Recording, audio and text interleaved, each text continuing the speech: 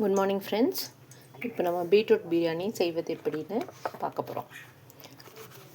First அடுப்பை பற்ற வச்சு குக்கரை வச்சுட்டு கொஞ்சம் எண்ணெயை ஊற்றுறோம். அதுக்கப்புறம் லவங்கம், பட்டை, சோம்பு எல்லாத்தையும் அதில் போடுறோம்.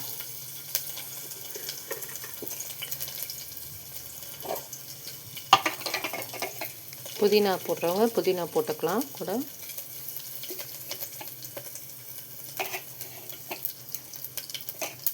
அது கொஞ்சம் பொரிஞ்சு வந்தோடனே இஞ்சி போட்டு நசுக்கி வச்சுருந்ததை போட்டிருக்கோம். இந்த பிரியாணி இலையும் கொஞ்சம் பிச்சு போட்டுக்கிறோம். இது ஒரு ஆளுக்கு அந்த மாதிரி தான் செய்ய போகிறோம். அதனால தான் இப்படி வந்து நான் செய்கிறேன். கீரி வச்சுருக்கேன். பச்சை மிளகாயை போட்டுருக்கோம். அதில் பச்சை மிளகாயை போட்டுட்டு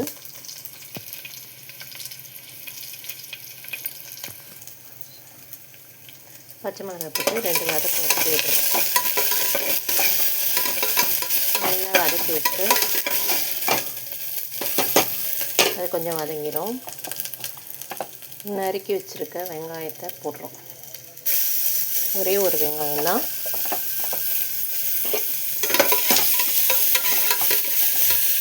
நல்லா வதக்கிடுறோம். வதங்கணும். ஸ்டவ்வை வந்து லோ ஃப்ளேமில் வச்சுக்கோங்க.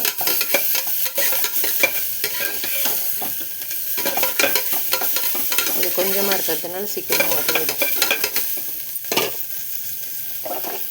அப்புறம் நறுக்கி வச்ச தக்காளியை கொட்டிடணும். ஒரே ஒரு தக்காளி.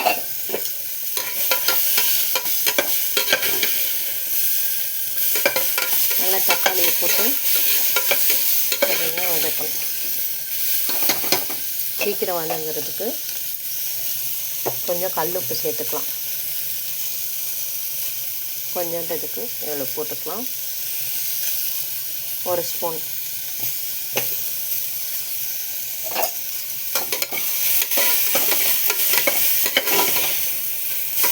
கல்லுப்பு போட்டோடனே நல்லா வதங்கிடும்.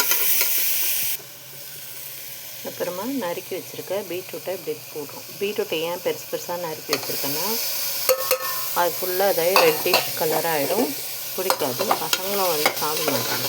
தனியாக பீட்ரூட் செஞ்சு கொடுத்தா சாப்பிடாது பார்த்துங்க பிள்ளைங்க. அதனால் இந்த மாதிரி செஞ்சு நல்லா வதக்கணும்.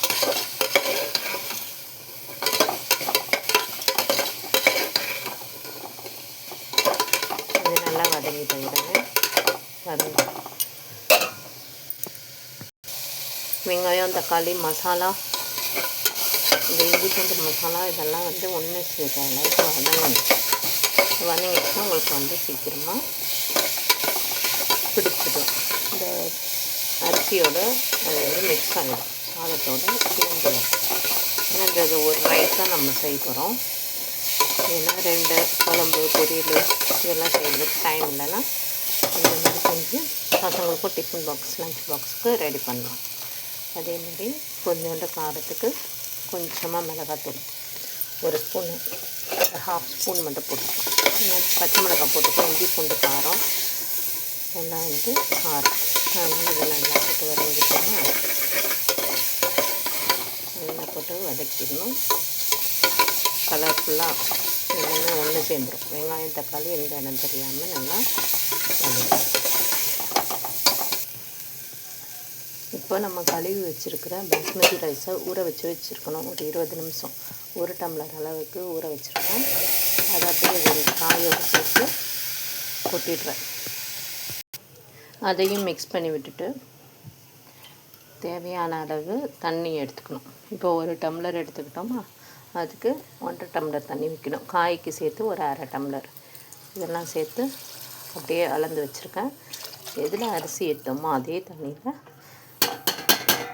இந்த ஊற வச்ச அரிசியை இதில் போடுறோம். போட்டுட்டு குக்கரை மூடி வச்சுருவோம். மூடி வச்சுட்டு ஒரு 3 விசில் வந்தோடனே சாப்பாடை வந்து இறக்கி வச்சு நம்ம சர்வ் பண்ணிடலாம். இப்போ சூடான சுவையான பீட்ரூட் பிரியாணி ரெடி. இதுக்கு நீங்கள் தயிர் பச்சடி வச்சுக்கலாம், இல்லாட்டி ஒரு அப்பளம் அந்த மாதிரி கூட வச்சு சாப்பிட்டுக்கலாம். தேங்க்யூ.